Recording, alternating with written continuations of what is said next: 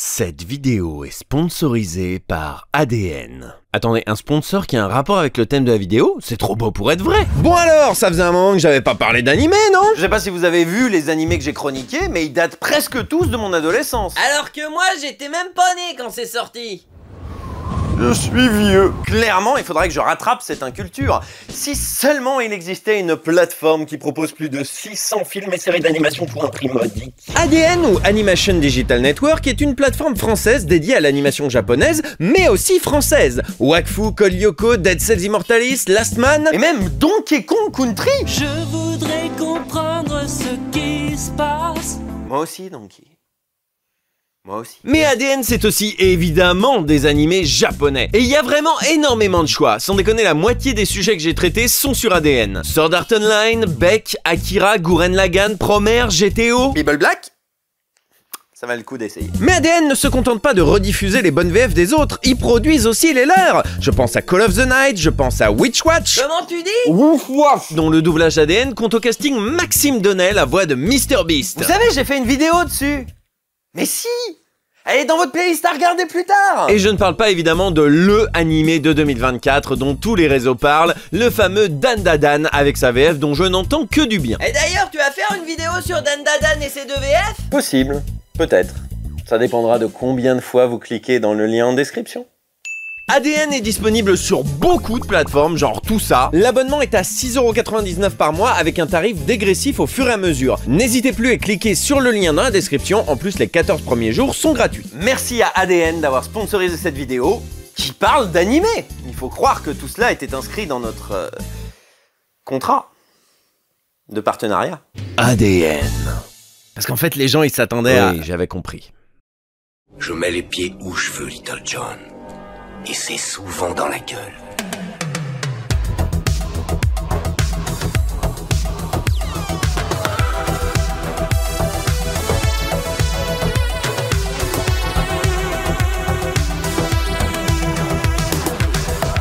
Salut à tous et bienvenue dans Parlons VF, l'émission sur le doublage français. Et aujourd'hui on va parler d'animation japonaise, d'un réalisateur mythique, divin même, d'un film très réussi mais dont la VF n'a pas fait l'unanimité, Le Garçon et le Héron. Le Garçon et le Héron est un film d'animation japonais réalisé par Hayao Miyazaki et sorti en 2023. Le film raconte l'histoire de Mahito, un jeune garçon qui, alors qu'il vient de déménager à la campagne pour fuir la guerre, fait la rencontre d'un mystérieux héron cendré qui va l'entraîner dans un monde tout aussi mystérieux. Bon, est-ce que c'est vraiment nécessaire de vous présenter Hayao Miyazaki? Non.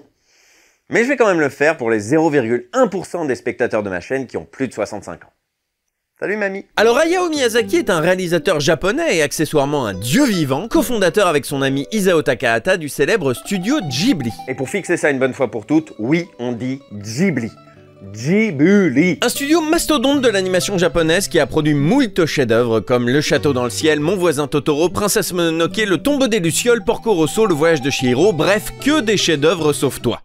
Non, toi, c'est juste pas possible. Tous ces films, nous avons eu la chance de les voir sortir et ressortir en Europe et aux États-Unis, et ça, on va pas se mentir, c'est surtout grâce à la France et à la qualité de nos doublages. Vous êtes intrigués? Je vous sens intrigué, je vous vois, vous êtes intrigué. Explication. En 1984 sort au Japon Nausicaa de la vallée du vent, qui, s'il n'est pas officiellement un film Ghibli, a été l'œuvre fondatrice du studio. Les droits de distribution du film ont été vendus à l'époque à une société de seconde zone, Manson International, qui coupera 25 minutes du film, en modifiera l'intrigue et les musiques, et rebaptisera Nausicaa, l'héroïne du film, en Zandra. Cette version charcutée sera également distribuée en France sous le délicieux nom de La Princesse des Étoiles. Cette trahison, ça a été un vrai traumatisme pour Hayao Miyazaki et le studio Ghibli, et croyez-moi, je n'utilise pas ce terme à la légère. En effet, suite à ce massacre, le studio Ghibli bloquera purement et simplement toute distribution internationale de leurs films, et ce pendant 10 ans. 10 ans pendant lesquels sortiront au Japon Le Château dans le ciel, Mon voisin Totoro, Le tombeau des Lucioles, Kiki la petite sorcière, Souvenir goutte à goutte, Porco Rosso et Pompoko, sans qu'aucun autre pays du monde ne puisse en profiter. Donc oui, ils étaient chonchons. Les choses ne se sont arrangées qu'en 1995, quand le tout jeune studio Canal+, par l'intermédiaire de son spécialiste du cinéma japonais Jean-Pierre Dionnet, entamera des négociations pour sortir Porco Rosso sur les écrans français. Avec Porco Rosso, le nouveau héros romantique, Le ciel est à vous. Cette sortie, c'était un peu l'épreuve du feu. Il fallait prouver à Hayao Miyazaki et au studio Ghibli que l'Occident pouvait sortir ses films dignement et sans les dénaturer, sans quoi ils allaient continuer de nous faire la gueule. Il fallait donc soigner cette sortie et sa VF. Alors le studio Canal+ a mis les petits plats dans les grands. Le film est doublé au studio Dubbing Brothers qui double les grands Disney, l'adaptation est confiée à Jean-Pierre Carasso, un grand nom de la traduction littéraire, coécrite avec Jean-Marc Pantier qui venait de signer les textes français de Pulp Fiction. On lui confiera également la direction artistique, à lui qui venait d'opérer un coup de génie en faisant se rencontrer Emmanuel Curtil et Jim Carrey, un acteur comique américain réputé indoublable à cause de ses grimaces. Quant au casting, on y retrouve le grand Gérard Hernandez en petit vieux facétieux, Sophie Deschaumes en grande et belle tenancière de bar, un Jean-Luc Reichmann pas encore star de TF1 en pilote américain prétentieux et beau parleur, et un judicieux star talent en la personne de Jean Reno, un acteur très apprécié au Japon depuis Le Grand Bleu et qui double ici bénévolement le rôle titre, le cochon ronchon pilote d'avion Porco Rosso. Dites-moi, vous seriez pas un peu espion ?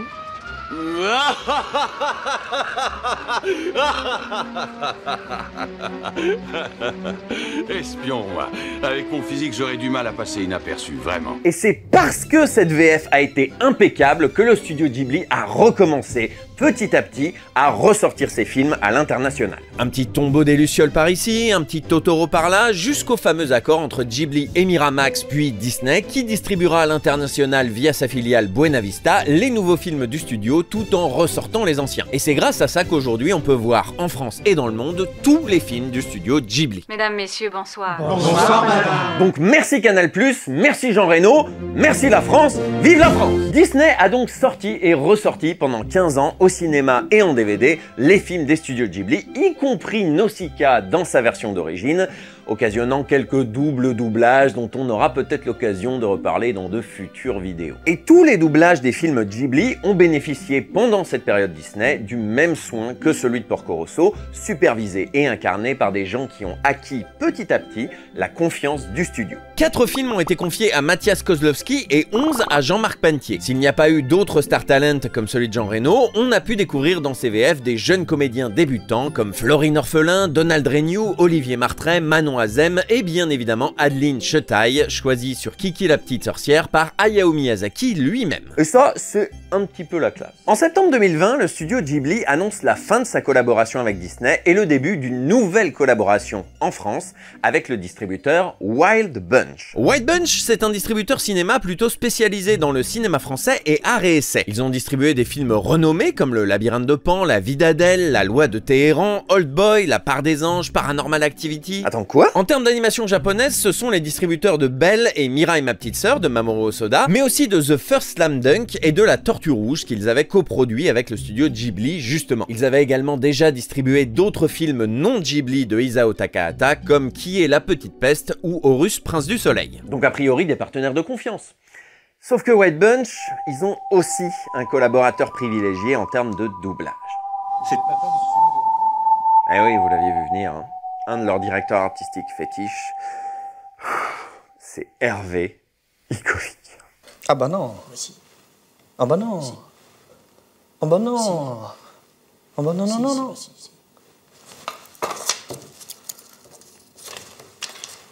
Je vous jure, je prends pas de plaisir à dire du mal de Hervé Ikovic. J'aimerais moi aussi l'éviter. Simplement, il est là. Il est toujours en travers de mon chemin. Hervé Ikovic, on en a déjà parlé plusieurs fois sur cette chaîne, c'est un directeur artistique dont les doublages sont, pour le dire poliment, clivants. Oui, il a déjà réalisé par le passé pas mal de bonnes VF, voire d'excellentes VF, et il lui arrive encore aujourd'hui d'en signer quelques-unes de temps en temps. Une horloge cassée donne l'heure juste 2 fois par jour. Hein. Mais Hervé Ikovic, c'est surtout une montagne de VF ratées. J'ai déjà évoqué celle de Carnage, qui porte bien son nom, mais on peut aussi parler de Ghost Dog, de The Voices, de Nymphomaniac, et d'une bonne partie de la filmographie des frères Cohen. Si vous avez vu Megalopolis ou Anora au cinéma récemment et que vous vous êtes dit « Tiens, la VF est catastrophique, comment ça se fait ?» Ne cherchez plus. Il y a même des gens qui ont cru que c'était de l'IA tellement c'était nul. Il s'est également fait remarquer par son obstination à confier des rôles principaux à des gens qui n'ont jamais fait de doublage avant, parfois au détriment de leur voix habituelle. C'est lui par exemple qui a eu l'idée brillante de faire doubler Brad Pitt par Jonathan Cohen, George Clooney par Tom Novembre ou Adam Driver par Félicien Jutner. C'est qui Félicien Jutner? Exactement. Bon, je pourrais parler encore longtemps de ces erreurs de casting, de direction et des mixages souvent ratés de ces VF, mais tous les parlons VF ne peuvent pas durer 2h10. Alors disons simplement que Hervé Ikovic est un mauvais directeur artistique à qui on continue pourtant de confier, en dépit du bon sens, des doublages français sans que personne ne sache vraiment pourquoi. Et pourtant je cherche, hein. Je vous promets que je cherche. Bon, c'était une très longue introduction, mais vous connaissez maintenant tous les protagonistes de notre histoire. Nous sommes maintenant en 2023 et Le Garçon et le Héron vient de sortir dans les salles françaises. À votre avis, à qui Wild Bunch a confié la VF du film? Au directeur artistique qui a brillamment signé les VF de 11 autres films des studios Ghibli? Ou au directeur artistique qui a complètement chié celle de Aya et la sorcière et de 2 films de Mamoru Hosoda? Oh non. Si. Oh non. Non.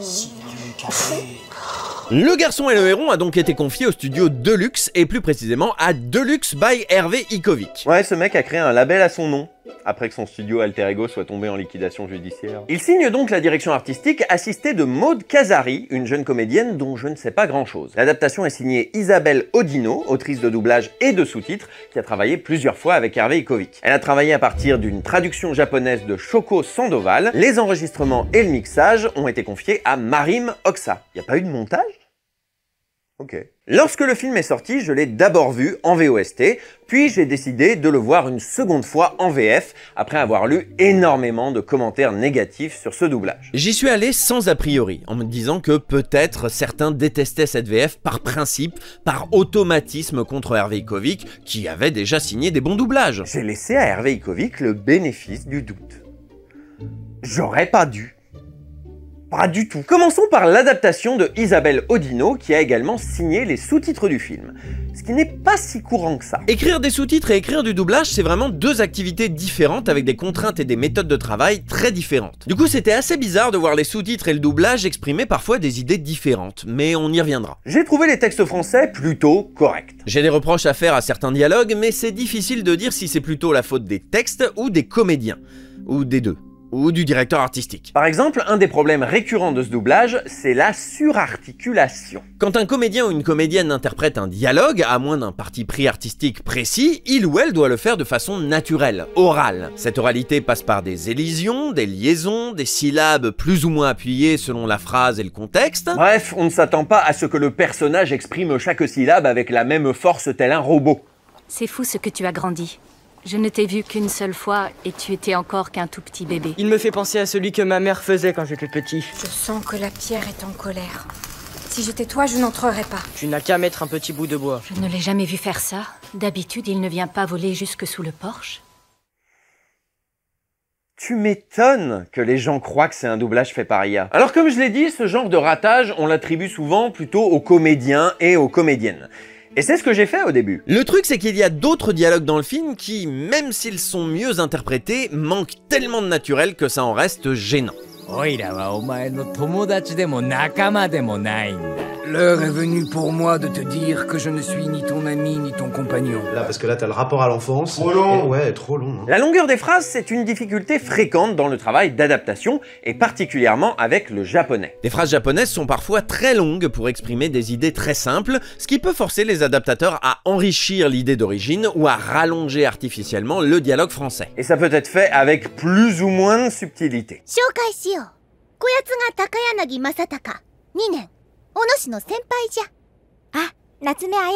Je voulais te présenter quelqu'un. Ton senpai, Masataka Takayanagi. Bah alors, Aya, tu ne dis plus rien? Si, moi c'est Aya Natsume. Visiblement, Isabelle Odino a été plusieurs fois confrontée à cette situation. Et si c'est parfois assez réussi pour qu'on ne le remarque pas, c'est aussi parfois assez laborieux.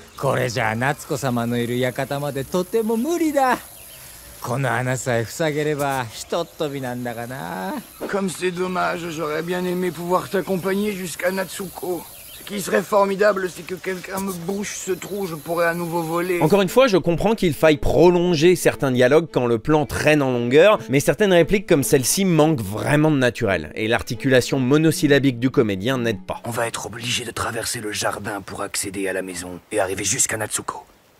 Alors moi je vais faire diversion, et toi tu en profites pour rentrer. Et autant sur les personnages humains on peut l'excuser, autant l'adaptation aurait pu gagner en élégance en profitant des personnages d'animaux non anthropomorphes. L'anthropomorphisme, c'est le fait de donner des attributs ou des comportements humains à des animaux. C'est souvent le cas chez Disney où les becs des oiseaux forment parfois des labiales ou des plosives totalement impraticables pour un vrai volatile. Or, dans Le Garçon et le Héron, comme dans Princesse Mononoke avant lui, les animaux remuent la mâchoire de façon réaliste en se fichant complètement de cette histoire de synchro en VO comme en VF, ce qui n'est pas choquant vu le caractère un peu fantastique et mystique de l'univers de Miyazaki. Y aurait-il un moyen de me délivrer de cette malédiction? Hélas, c'est trop tard. Mais quitte cette forêt car si je te revoyais ici, je devrais te tuer. En théorie, cette situation donne donc plus de liberté à l'adaptatrice qui peut écrire des dialogues plus simples sans se soucier d'avoir à prolonger des phrases. Sauf que même sur les dialogues d'animaux, Isabelle Audino persiste à rallonger les phrases pour faire correspondre les deux versions. Ce qui donne parfois des dialogues artificiels dont les comédiens et comédiennes s'accommodent plus ou moins bien.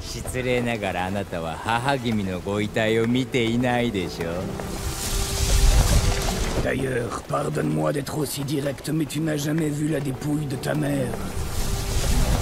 Alors j'ai noté ça et là, en comparant VO et VF, quelques dialogues un peu contradictoires. Par exemple cette scène où Kiriko est emportée malgré elle dans le monde souterrain et se met à crier « Non, je veux rester ici! Je veux rester ici !» Ce qui est un peu bizarre vu qu'une scène plus tôt, elle refusait fermement d'entrer dans la tour. Les sous-titres ont préféré « Je ne veux pas y aller », ce qui me semble plus juste et plus proche du « iya » japonais qui exprime le dégoût. Bon, c'est vraiment insignifiant comme différence. Mais c'est perturbant, étant donné que c'est la même personne qui a écrit l'AVF et les sous-titres. Même chose sur cette double scène et son paradoxe du menteur, où après avoir affirmé que tous les hérons sont des menteurs, le héron affirme en VF « Nous les hérons, nous ne mentons jamais !» Alors qu'en VOST, il précise que c'est juste lui qui ne ment jamais. Le oira de la VO est un mot astucieusement polysémique qui à l'origine veut dire « nous », mais dont l'usage au Japon a glissé ces dernières années en « je ». La réplique originale est donc volontairement confuse, ce qui a peut-être donné envie à Isabelle Audino de proposer deux traductions différentes. Mais en vrai, c'est juste du chipotage. Le gag fonctionne dans les deux cas, c'est l'essentiel. Par contre, il y a une incohérence qui m'a vraiment gêné quand j'ai vu le film, et je veux bien votre avis là-dessus. Le tutoiement de Maito. Pour rappeler le contexte, Maito est le jeune fils du nouveau mari de la maîtresse de maison. Une maison entretenue par plusieurs domestiques et notamment une bande de vieilles dames facétieuses qui ne connaissent donc Maito que depuis quelques jours. Lorsque Maito part découvrir les environs, il tombe sur une mystérieuse tour dans laquelle il commence à s'engouffrer jusqu'à ce que... Jeune monsieur, il ne faut pas que tu ailles par là. Reviens, jeune monsieur, madame se fait des soucis pour toi. Jeune monsieur... Vous aussi, ça vous fait bizarre? C'est pas un peu étrange qu'elle s'adresse à Maito avec déférence en disant « jeune monsieur » tout en le tutoyant? C'est vrai qu'en France, on a cette particularité du tutoiement-vouvoiement qui n'existe presque nulle part ailleurs et qui cause souvent bien du souci aux auteurs et autrices de VF. Vous êtes qui, vous? On se vous voit. Mais c'est quand même globalement admis que les enfants qui ont du pouvoir ou une autorité doivent être vouvoyés. C'est une convention dans tous les films d'époque, d'heroic fantasy, ou situés dans des pays qui ont une étiquette stricte comme le Japon. Qu'ils soient bourgeois, futurs rois, fils de patron ou élus d'une prophétie, on les vouvoie par respect pour leur rang. Donc on peut pas souligner la position hiérarchique de Maito avec un jeune monsieur et le tutoyer derrière. Ça colle pas. Même si... il y a une subtilité. En version originale, les vieilles dames disent Bochan, un terme que la plupart des dictionnaires en ligne traduisent en jeune maître, en soulignant son caractère respectueux et son usage courant chez les domestiques. Bochan!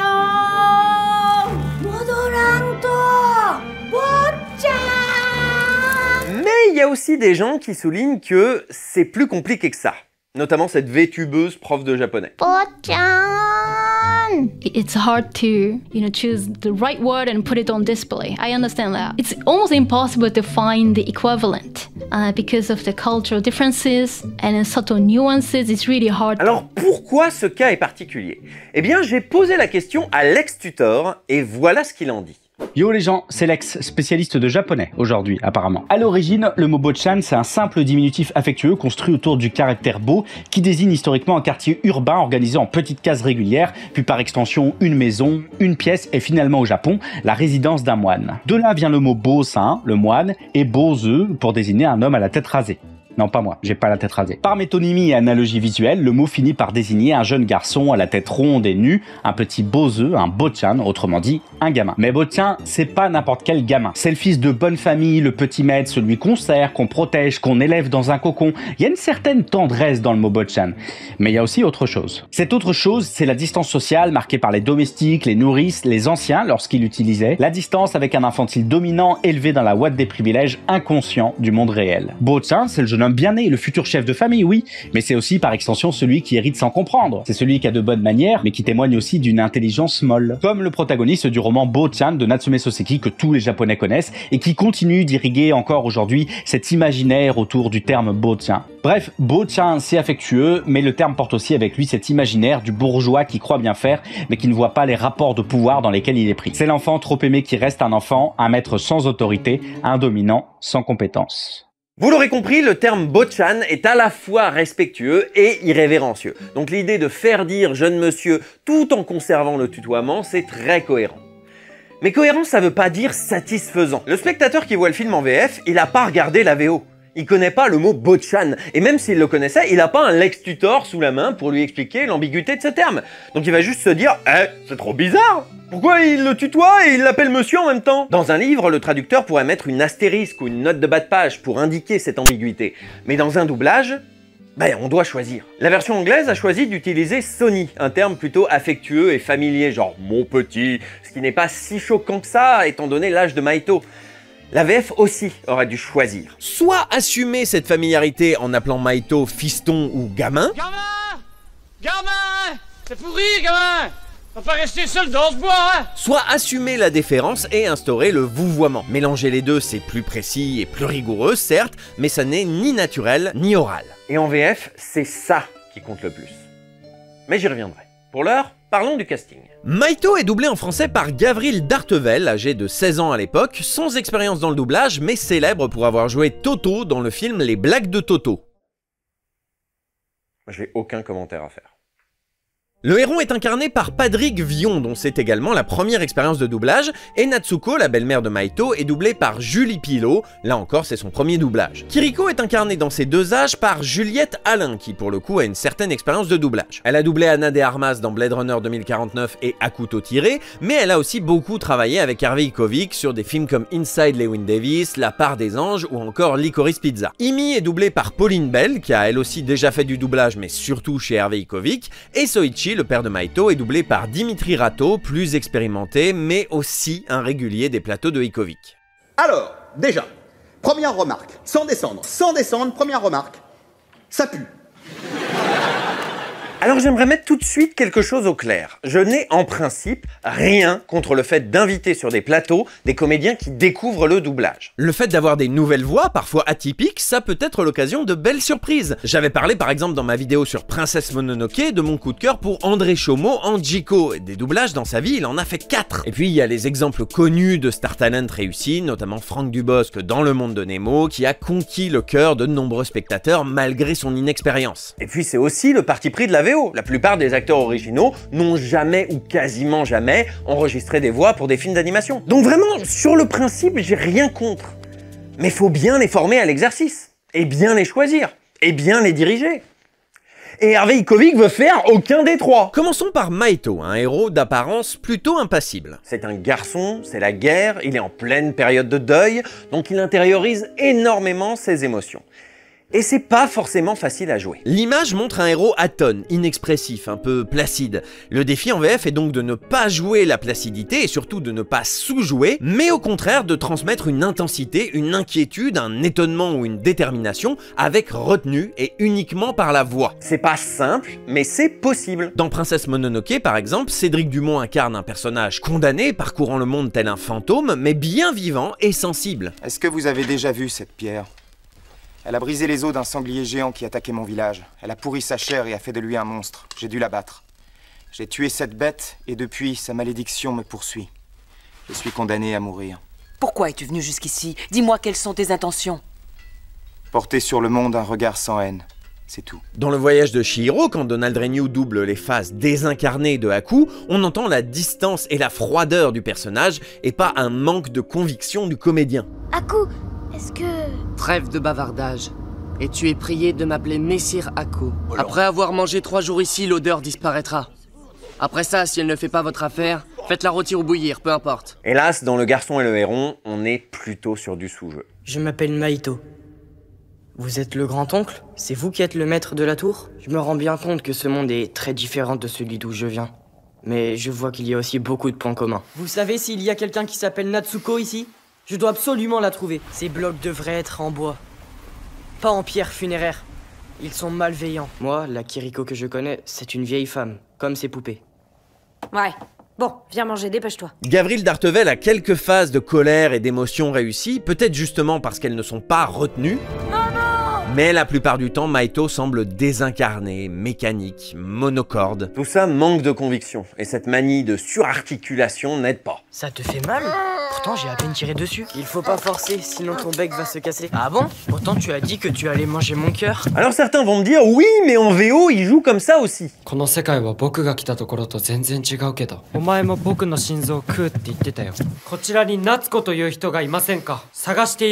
Bon, déjà, pas autant que Garville. Oui, c'est pour ça que je dois y aller. Je dois retrouver Tante Natsuko et la ramener ici. Et puis même en VO, il y a parfois un décalage entre l'animation et la voix. Dans certaines scènes, les personnages humains ont une bouche grande ouverte, comme s'ils criaient, alors que leurs voix sont moins expressives. Ça marche pour les animaux, ok, mais pas pour les humains. Mais c'est toi qui viens juste de me dire. C'était ma plume de vol numéro 7. Donc là encore, oui, c'est cohérent et respectueux de la VO de garder ce décalage. Mais ça se fait au détriment du public. Parlons maintenant du Héron, interprété en VF par Patrick Villon. Oh, regarde-moi cette puissance, cette belle allure. J'avoue qu'au premier visionnage, j'ai été assez surpris. Et même décontenancé. Si le personnage semble élégant et grandiloquent sous sa forme animale, ses attributs humains font plutôt penser à quelqu'un d'âgé, abîmé par le temps, au physique ingrat. C'est peut-être son gros nez rouge et ses boutons qui me font penser à Jiko, mais du coup je l'imaginais avec une voix plus âgée, timbrée, avec du caractère. Et pas du tout à une voix de jeune homme. Probablement beau gosse. Vas-y, vise mon cœur. Mais tu n'as qu'une seule flèche, alors je te conseille de bien viser. Si tu me rates, ce sera à mon tour. Je me ferai un plaisir de mordre ton gros cœur plein d'orgueil et de mensonges. Je te l'arracherai d'un coup de bec. Alors on sent bien qu'il essaye de donner un peu de gorge à sa voix, qu'il retient un peu sa respiration. Mais bon, on n'est pas dupe, hein. Ça s'entend que c'est un jeune comédien à la voix claire. Ah, laisse-moi, sale flèche. Oh zut, c'est une de mes plumes. Après, soyons de bonne foi, en VO aussi, c'est un jeune comédien. Masaki Suda, la voix japonaise du Héron, est un jeune acteur et chanteur plutôt beau gosse. Et même si lui aussi donne un peu de caractère à sa voix, bah ça s'entend aussi que c'est un jeune homme. En tout cas, ça s'entend que c'est pas quelqu'un d'âgé. Maïsto, tasukete. Maïsto.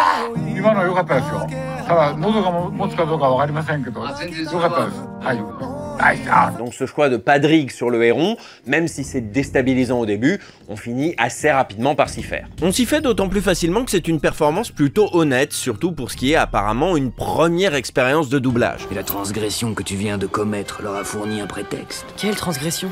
C'est tabou. Tu es entré dans la salle où Natsuko devait accoucher. Allez, viens. C'est pas toujours très convaincant, mais c'est globalement correct.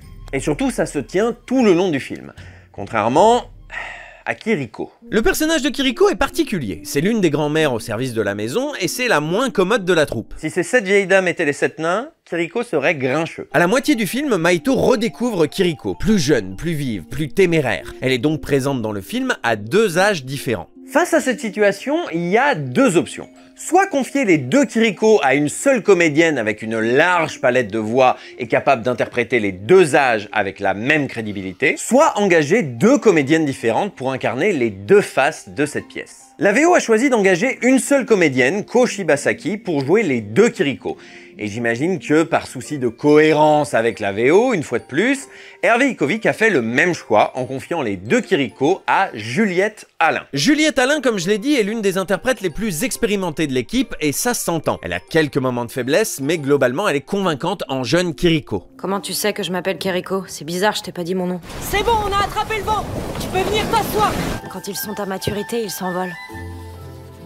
Et ça faisait très longtemps que ça n'était pas arrivé.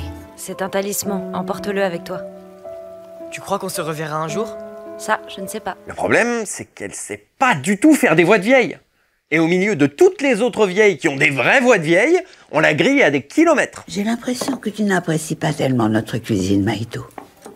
C'est vraiment pas bon. Eh ben, il a pas sa langue dans sa poche, ce petit. Qu'est-ce qu'il ressemble à sa mère, c'est fou. Comme il est beau, ce petit garçon. Espérons qu'il ne lui arrivera pas malheur. T'as des cigarettes, mais d'où tu les sors? Tu m'en donnes une? C'est dégoûtant. Moi, je suis pas une chenille. La guerre, c'est pas facile quand on est fumeur. Y a rien à faire, ça s'entend que c'est une jeune comédienne. Et ça ne fonctionne vraiment pas. D'autant plus que la vieille Kiriko est vraiment vieille. C'est une vieille dame. Elle a mal au dos, elle se déplace lentement, elle a les cheveux blancs coiffés en chignon et elle a énormément de rides. C'est une petite vieille. Petite vieille! Petite vieille! Et pour doubler des vieux, il suffit pas de prendre une serviette, de se la foutre sur la tête, de s'accroupir et puis de faire je suis vieux. Non, ça marche que sur YouTube. Ça demande un talent particulier de vieillir sa voix. Et Juliette Allain a beaucoup de talent, mais pas celui-là. Et tu les as offertes à cette vieille baderne? Hé, attends un peu, jeune monsieur! Alors certains vont me dire, bah oui, mais c'est comme ça aussi en VO. La comédienne japonaise Ko Shibasaki, elle a une petite quarantaine, et en VO aussi, c'est grillé qu'elle vieillit sa voix.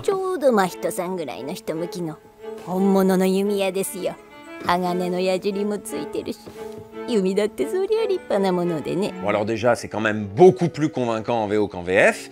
Et ensuite, oui, d'accord, c'est cohérent avec la VO. Mais c'est pas une bonne chose. Ça va sembler contre-intuitif ce que je vais dire, surtout que je parle d'un film du génie Hayao Miyazaki. Mais parfois, suivre religieusement la version originale n'est pas le meilleur des choix. Je dis pas qu'il faut prendre des libertés avec la VO, loin de là, mais au contraire que pour que le public français perçoive et accueille le film comme le public japonais, il faut s'adapter au code français. Et pour comprendre ça, on va reparler un peu de synchronisation. Dans la plupart des productions animées, on fait enregistrer les comédiens sur des storyboards, des animatiques, voire complètement à l'air libre, et on adapte l'animation à ce que les comédiens ont enregistré. Ça permet d'intégrer les comédiens au processus créatif. A l'inverse, chez Miyazaki, l'enregistrement des voix fait souvent partie des dernières étapes, quand le film est déjà presque terminé. Et les comédiens japonais interprètent texte en main des séquences animées définitives qui ne seront plus modifiées. Et de fait, les voix des personnages de ces films sont parfois désynchronisées avec l'image. Minna, yoko kiki! Anata ga koko e kite kudassaru you ni onegai shite itan desu. Sa minna! しっかり稼ぎな。みんな見ろ。俺が身の内に救う憎しみと恨みの姿だ。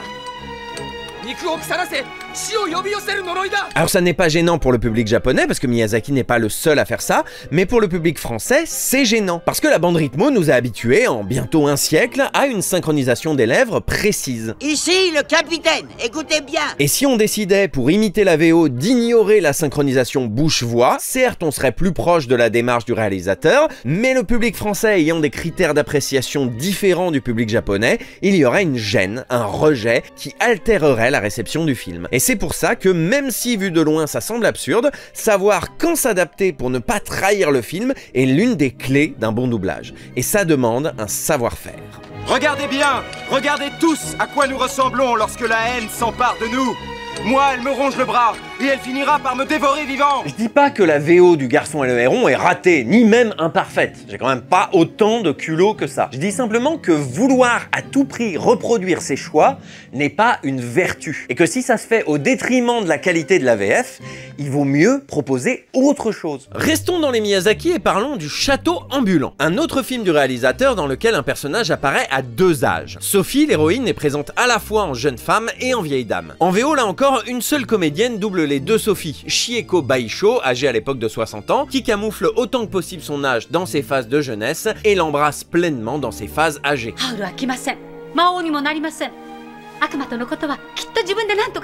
Pourtant, en VF, Jean-Marc Panquier a fait le choix d'engager deux comédiennes différentes. Laura Préjean pour Sophie jeune et Frédéric Cantrell pour Sophie âgée. Et ça fonctionne très bien. Je vous l'accorde, il est égoïste, il est peureux et il n'est pas toujours prévisible, mais il est droit. Il a le sens de la justice. Jamais il ne pourra devenir un monstre maléfique. Et il n'a besoin de personne pour trouver le chemin de sa délivrance. Et moi, j'ai confiance en lui. C'est pas parce qu'on fait pas le même choix que la VO qu'on manque de respect au film. Au contraire, c'est parfois une meilleure solution pour en transmettre l'essence aussi fidèlement que possible. En choisissant une comédienne à la voix ostensiblement jeune pour les deux Kiriko, Hervé Ikovic a fait le même choix que la VO, oui, mais pour quelle finalité ? Alors je vais pas faire tout le casting, d'abord parce que globalement les autres personnages masculins ont peu de répliques, et d'autre part parce que je n'ai trouvé personne de particulièrement brillant, à l'exception peut-être du pélican blessé que le carton final ne nomme pas, et dont l'agonie est incarnée avec solennité, gravité et résignation. Dans ce monde d'en bas,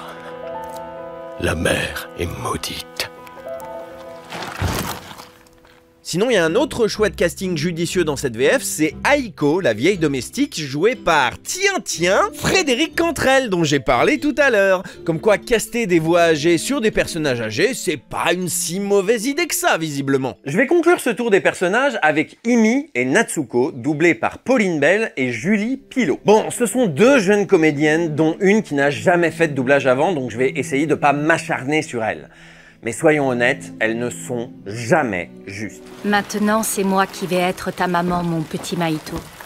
Tu le savais? Bien sûr, c'est tout à fait normal, c'est la même tour. Elle est posée là parce qu'elle est à cheval sur toutes sortes de mondes. Cette tour a été bâtie par le grand-oncle de ma mère, du moins c'est l'histoire qu'on m'a toujours racontée. Il faut que tu prennes des forces, parce que je vais te faire descendre dans les profondeurs. Leurs répliques sonnent toujours déclamées, désincarnées, robotiques et manquent de naturel. Moi, je n'ai plus ma mère, elle est morte.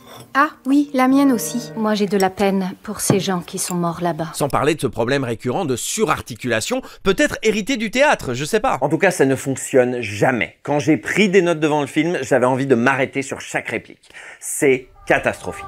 Papa? Ah c'est vrai, c'est ton père? Si tu veux rentrer chez toi, tu n'as qu'à ouvrir cette porte. Et Natsuko? Je rentrerai quand je l'aurai retrouvée. Natsuko n'a aucune intention de rentrer. Elle va bientôt accoucher. Mais j'ai pas envie de leur jeter la pierre, parce que le responsable dans l'histoire, bah c'est pas elle. Si on dresse un portrait global de cette VF, on voit des comédiens et des comédiennes sans expérience dans le doublage lancés sans parachute sur des rôles principaux, d'autres interprètes plus aguerris que j'ai déjà entendu faire bien mieux sur d'autres plateaux, mal dirigés et mal exploités, et un problème de surarticulation et d'interprétation mécanique et désincarnée généralisée à tout le casting, un point régulièrement reproché à d'autres VF de ce directeur artistique. Le mégalon est dangereux. Du béton, du béton, du béton et de l'acier, de l'acier, de l'acier. Ça, c'est du sel.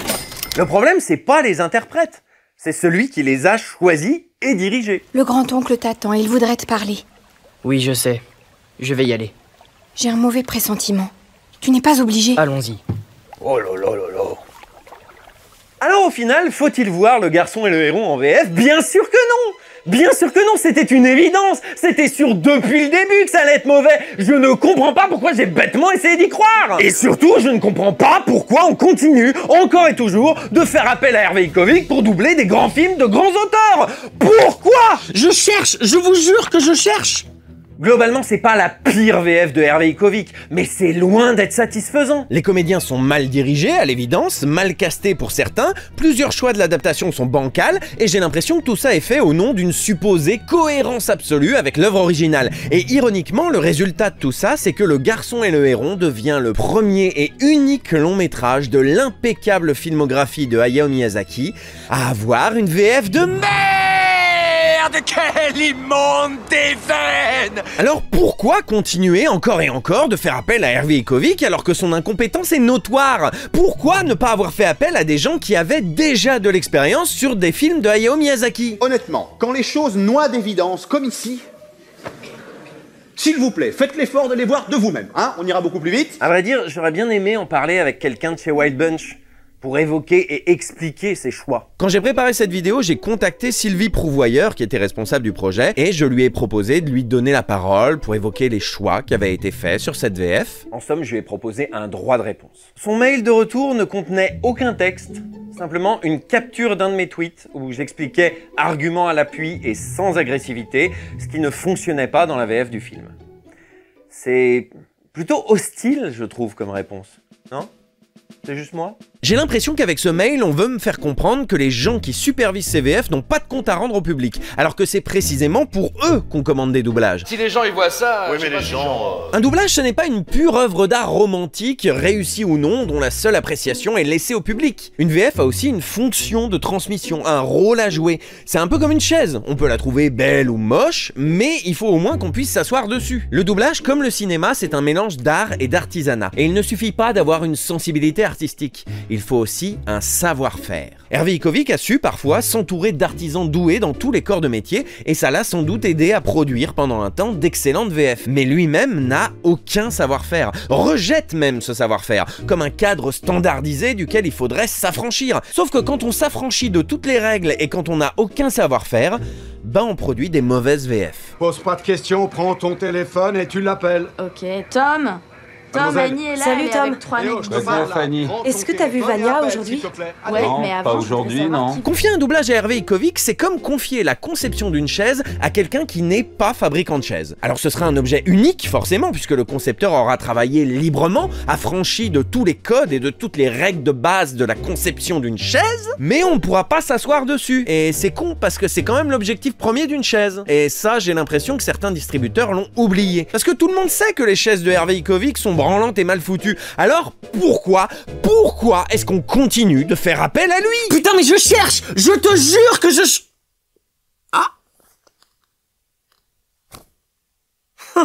Quand on cherche le nom de Hervé Ikovic sur Google, bah d'abord on tombe sur moi, visiblement. Ensuite on tombe sur sa page Wikipédia, créée et écrite par son fils, je le rappelle. On y apprend deux choses. Premièrement qu'il est marié à Bernadette Ikovic, qui a eu une longue carrière dans l'industrie du cinéma. Elle a été directrice de marketing chez des distributeurs comme MK2, CB2000, Gaumont, puis directrice de partenariat et conseillère en communication et marketing pour la Semaine de la critique du Festival de Cannes. C'est déjà intéressant, mais ne nous arrêtons pas là-dessus. La deuxième chose qui saute aux yeux sur sa page Wikipédia, c'est son palmarès, son tableau de chasse, la liste des films qu'il a doublés. Et c'est une liste qui compte énormément de grands films du cinéma. Ce qui m'amène à ma théorie majeure sur Hervé Ikovic et les VF de films d'auteur.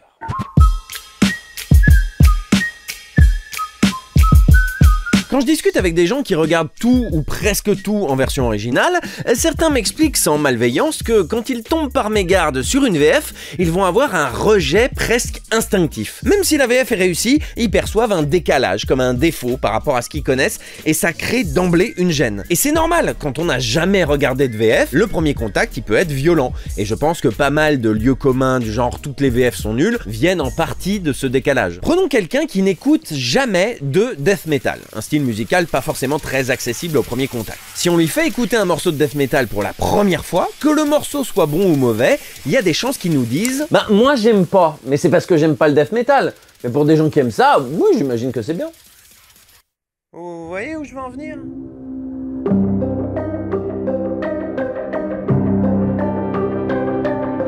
Ma théorie, c'est que les gens de chez Wild Bunch ne regardent pas de VF. Ça peut être un choix conscient, ça peut venir de leur milieu social, de leur éducation, de la sphère culturelle dans laquelle ils évoluent. Toujours est-il qu'à mon avis, ils n'en écoutent jamais ou quasiment jamais. Et quand on ne regarde pas de VF, bah on est incapable de distinguer une bonne d'une mauvaise VF. Du coup, je pense que quand on leur a montré la VF du Garçon et le Héron, les gens de Wild Bunch ont dit « Bah, moi j'aime pas, mais c'est parce que j'aime pas la VF. Mais pour des gens qui aiment ça, oui, j'imagine que c'est bien. » Et pourquoi ils imaginent que c'est bien, justement? Bah parce que quand on n'y connaît rien, on peut se faire avoir par un label. Un label, c'est censé attester de la qualité d'un produit ou d'une œuvre. Mais vous le savez, quel que soit le domaine, il existe les vrais labels et les fraudes, les attrape-nigauds, qui sont censés faire sérieux mais qui n'ont aucune vraie légitimité. Et si quelqu'un qui connaît le sujet identifie très vite ce genre de piège, un néophyte peut parfaitement tomber dedans. Nos parents se sont régulièrement fait avoir par des jeux vidéo très nuls mais recommandés par Science et Vie Junior ou par Olivier Mine, tout comme des enfants qui cherchent un cadeau de fête des mères peuvent se faire avoir par un prix Goncourt ou Renaudot, ou comme des touristes béotiens du vin peuvent se faire avoir par le Beaujolais Nouveau, ou un proche qui croit bien faire en offrant à un passionné d'histoire un livre de Stéphane Bern. Je pense que les distributeurs cinéma indépendants, pas seulement Wild Bunch, mais aussi Le Pacte, Memento, Diafana, Backfilm, se font tous avoir par le label Deluxe by Hervé Ikovic exactement de la même façon. Bah dis donc, ce mec il a signé énormément de VF de bons films. C'est que ça doit être une pointure. Je te veux dans mon équipe. Parce que Hervé Ikovic, bah c'est un label prestigieux, tape à l'œil, collé sur un paquet de palmes d'or et de films récompensés, appuyé par sa Légion d'honneur dont il est si fier, et quelques magazines comme Première qui ont fait l'erreur de l'appeler roi de la VF. Et du coup, qu'est-ce qui va se passer? Eh ben on va confier un autre film prestigieux à Hervé Ikovic, qu'il va encore mal doubler, mais qui va enrichir son label et encourager d'autres distributeurs indépendants à faire appel à lui pour d'autres films prestigieux. C'est un cercle vicieux et il est vraiment plus que temps que quelqu'un indique à Wild Bunch le chemin le plus court pour se rendre à l'évidence. Hervé Ikovic, c'est LE label attrape-nigo du doublage. Les gros distributeurs le savent très bien et c'est pour ça qu'ils ne font plus appel à lui depuis longtemps. Parce qu'il faut vraiment n'avoir jamais vu de VF récente de Hervé Ikovic pour croire qu'elles sont réussies. Ou bien n'en avoir rien à foutre. Ce qui m'amène au deuxième point de ma théorie.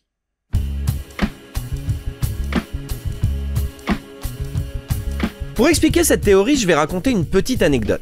En 2023, Wild Bunch a sorti en salle The First Slam Dunk, un film d'animation japonais sur le basket dans lequel le vidéaste Kevin Tran, grand fan de basket, a doublé un petit rôle secondaire de la VF. À sa sortie, j'avais un peu discuté avec une influenceuse sur l'utilité de ce star talent. Elle m'expliquait qu'elle était trop contente pour Kevin et qu'avec du bol, ça avait pu ramener en salle quelques membres de sa communauté. De mon côté, j'argumentais qu'un peu de com sur les réseaux sociaux aurait fait le même travail, qu'il pouvait montrer les coulisses du doublage sans y participer, que ce star talent allait handicaper cette VF et que dans 20 ans, les spectateurs du film se diront juste « Pourquoi ce personnage secondaire, il joue pas très bien ?» Et l'influenceuse m'avait répondu que non, que ce qui comptait c'était l'instant T de la sortie, que la postérité ce serait surtout un super souvenir pour Kevin Tran et que ça ne changerait la vie de personne d'autre. Et c'est là que j'ai compris un truc.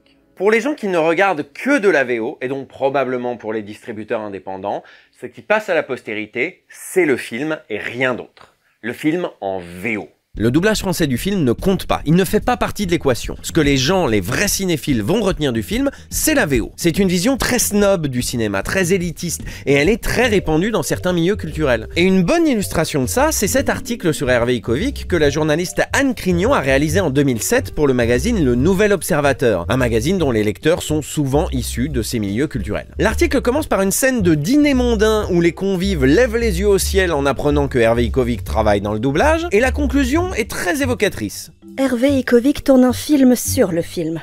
Après 2 semaines en sous-sol à inventer pour le David Lynch une autre mélodie, il devient le metteur en scène d'une nouvelle version qu'aucun cinéphile ne regardera, mais qui, décidément, n'aura rien d'infâme.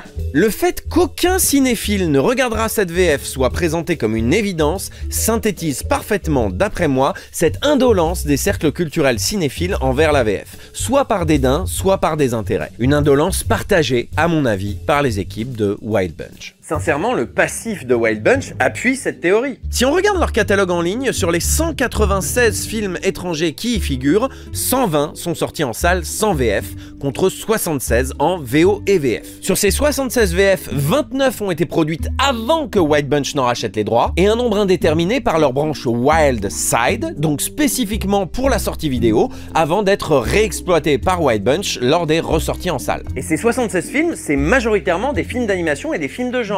Donc des films pour lesquels il faut produire une VF si on veut qu'ils soient vus par le public cible. Wild Bunch distribue majoritairement des films art et essai, qui ne sortent que dans un nombre limité de salles, pour un public réduit, exigeant, et qui de toute façon n'ira le voir qu'en VO. Pour eux, la VF n'est qu'un accessoire, un mal nécessaire pour pouvoir sortir le film dans plus de salles ou pour les enfants. C'est presque juste un support de communication, qu'on peut donc déformer, voire détourner comme ça nous chante pour faire parler du film, confier à une équipe précise pour faire plaisir à un public précis, ou tout simplement délégué à un artiste prétentieux qui en fera sa propre VO. Parce que ça fait pas vraiment partie du film en fait, la seule chose qui compte vraiment, c'est la version originale. Sauf que non, ces gens-là sont à côté du réel. Encore aujourd'hui, la grande majorité du public français se cultive en VF. Et quand un film passe à la postérité, sa VF aussi. Pourquoi vous croyez que les gens s'énervent autant quand on redouble des films cultes ? Bah parce que la VF est aussi culte que le film, elle fait partie du film. Et pour le public VF, les répliques cultes d'un film, ce sont celles de la VF. Piège de cristal, par exemple, est devenu culte en VF, et quiconque fera une parodie de Piège de cristal devra reprendre au mot près les répliques de la VF, parce qu'elles sont devenues cultes en même temps que le film. Bienvenue à la fête, camarades! Bienvenue à la fête, camarades! Cette voix un peu perchée comme ça, de Patrick Poivet. Viens me voir à Los Angeles, on passera Noël en famille, on fera la fête. Viens me voir à Los Angeles, on fera... Je sais pas, il était beaucoup plus attachant. Et après, quand j'ai découvert le truc en VO, je me suis dit, ah mais il a l'air un peu con, John McClane, en fait, en vrai. Et vous savez quel distributeur a compris ça mieux que tout le monde ? Disney. Disney sait très bien, trop bien même, qu'un film entre dans l'histoire en même temps que sa VF. Ils en ont suffisamment fait les frais. Du coup, quand ils ont dû produire en 1999 le doublage français de Princesse Mononoke, eh ben ils ont fait les choses bien. Ça alors, le dieu cerf a fait fleurir toute la montagne. Je n'ai eu aucune restriction budgétaire. Daisy Nichols, qui supervise les doublages de tous les films produits et distribués par Disney Buena Vista, m'a donné carte blanche, comme d'habitude. Je dirais même que j'ai eu un budget confortable parce que le budget normal de certains longs métrages se réduit souvent comme une peau de chagrin. J'ai même demandé une journée supplémentaire et elle m'a été accordée sans problème. Parce que leurs films sont souvent très grand public, Disney connaît l'importance d'une VF dans l'imaginaire collectif. Et c'est pour ça qu'ils soignent autant leur doublage et qu'ils mettent le pognon qu'il faut dedans, parce qu'ils vont rester. Scar, nous n'avons pas eu le plaisir de te voir à la présentation de Simba. Nous n'avons pas eu le plaisir de te voir à la présentation de Simba. Oh, Mufasa, c'était aujourd'hui. Parce que le gamin qui a vu Le Roi Lion en 94, un jour il sera papa. Et il voudra que ses enfants découvrent Le Roi Lion avec les mêmes voix et les mêmes répliques. Et que quand ses enfants deviendront parents à leur tour, ils puissent perpétuer le cycle éternel. C'est l'histoire! Et c'est pareil pour les Ghibli. Quelqu'un qui, comme moi, a découvert le château dans le ciel quand il était gamin et a vibré, tremblé en entendant Cheetah tenir tête à Mouska, eh ben si un jour il a des enfants, il voudra qu'ils tremblent comme lui a tremblé. Pour vivre, on n'a pas besoin de semer la mort. Et on n'a pas besoin de milliers de misérables robots. Mais personne ne peut survivre loin de la Terre. Cela dit, est-ce qu'on a vraiment envie de ressembler à Disney? Parce que Disney, aujourd'hui, c'est vraiment le grand méchant de cette industrie, la némésis du monde culturel. C'est une entreprise cynique dont le profit est le seul moteur, qui enchaîne les suites, les spin-offs, les licences en tuant dans l'œuf toute once d'originalité, qui modifie sans scrupule l'histoire du cinéma et qui fait même parler les morts. C'est vraiment un ennemi mortel du cinéma en tant qu'art. Et clairement, on n'a pas envie de leur ressembler. Ce qui m'amène à mon troisième et dernier point.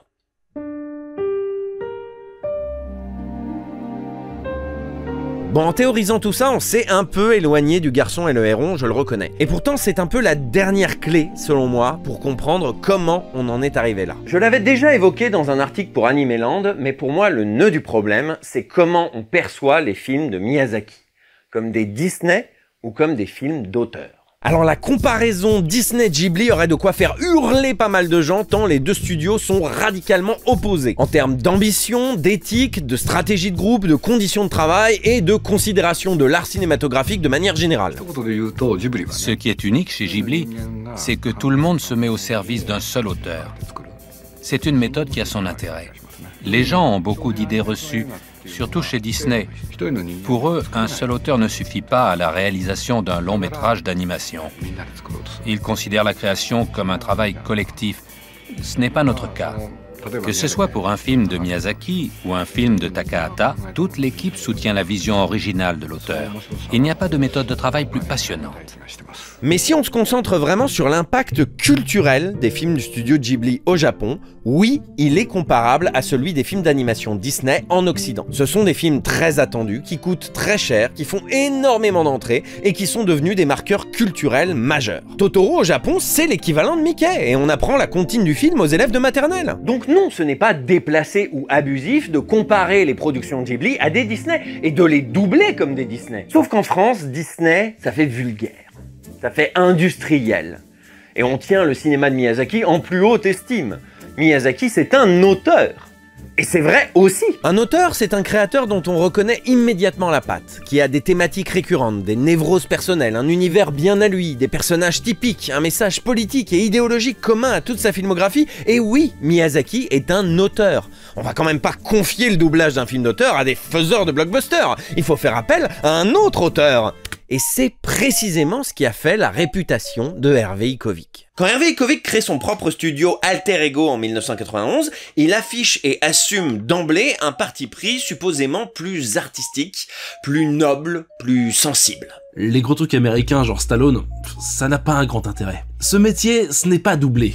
Car doubler, c'est faire 2 fois la même chose. Cela n'a aucun intérêt. Le comédien doit jouer exactement comme il le fait au théâtre ou au cinéma. Et surtout, il assume de faire de ses VF ses choses, ses créations. Je suis spécialisé dans ce que j'appelle des VF de VO. Je dirige les comédiens français presque comme si j'avais fait le film. On me confie une œuvre et moi, je vais la triturer. Il exprime clairement un rejet des codes traditionnels du doublage, des règles de base qui régissent ce domaine, comme s'il voulait un petit peu anoblir cette discipline. Faire quelque chose de différent et donner à la post-synchro une dimension artistique. Ce mec, je crois qu'il se la raconte un peu. Hervé Ikovic, on l'a dit, c'est un label. Une impressionnante liste de films qui ont marqué l'histoire du cinéma et une indéniable patte d'auteur.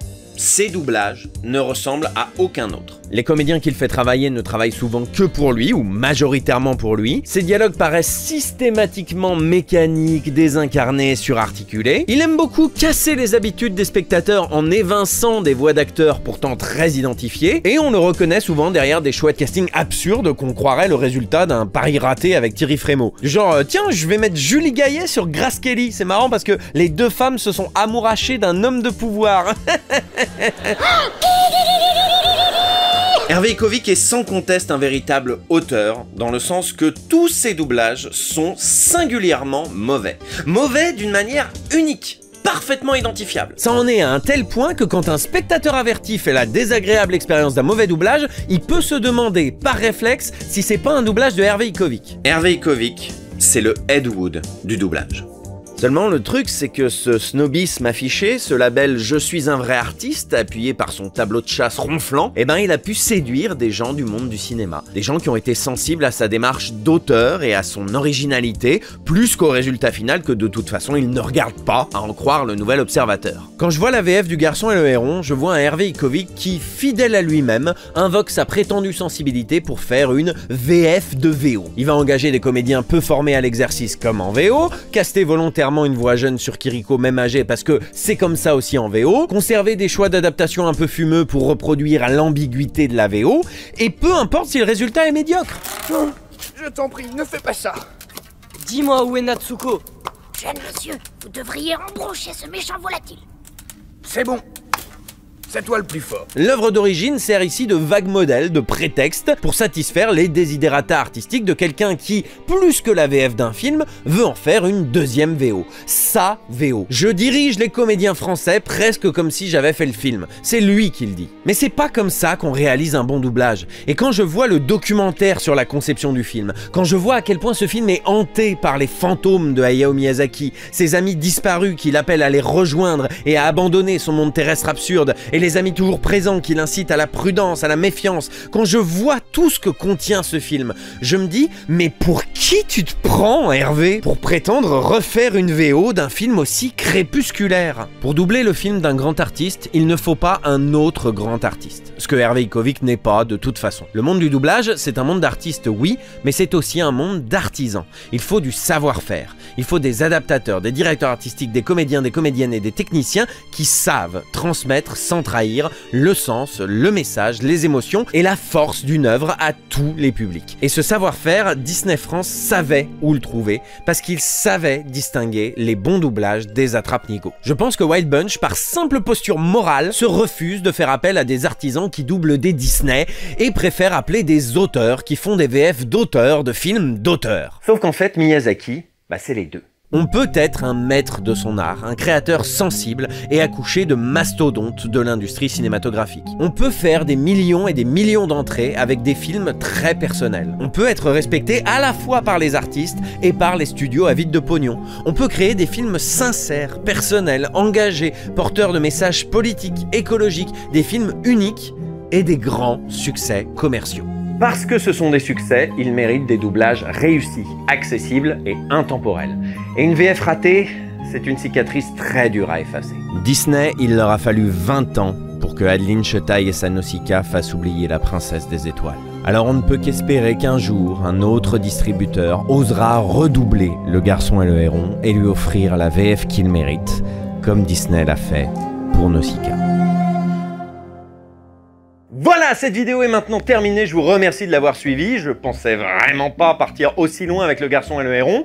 Il faut croire que je ne sais plus faire des vidéos courtes, j'ai perdu le mode d'emploi. N'oubliez pas que mon avis n'est pas parole d'évangile et que c'est à vous de vous faire votre propre opinion sur ce doublage et sur Hervé Ikovic. Peut-être pensez-vous justement qu'il faut des Hervé Ikovic dans l'industrie pour faire des doublages différents, même si ratés. Peut-être avez-vous une autre vision de Hervé Ikovic, ou peut-être qu'au contraire vous êtes d'accord avec moi. Dans tous les cas, n'hésitez pas à l'exprimer en commentaire, parce que quand je vois cette suggestion automatique de Google, je me dis que certains doivent penser que j'ai fait de Hervé Ikovic une affaire personnelle. Alors que, encore une fois, moi je préférerais ne pas avoir à en parler. Alors parlez-en à ma place, exprimez-vous, faites des vidéos vous aussi. Parce que franchement, tant que je serai le seul à parler de Hervé Ikovic, ça restera un non-sujet. En tout cas, j'espère que ça vous a plu, n'hésitez pas à en parler autour de vous, à liker, à commenter et surtout à vous abonner. 15 ans sur YouTube et toujours pas les 100 000, avec des vidéos de cette qualité.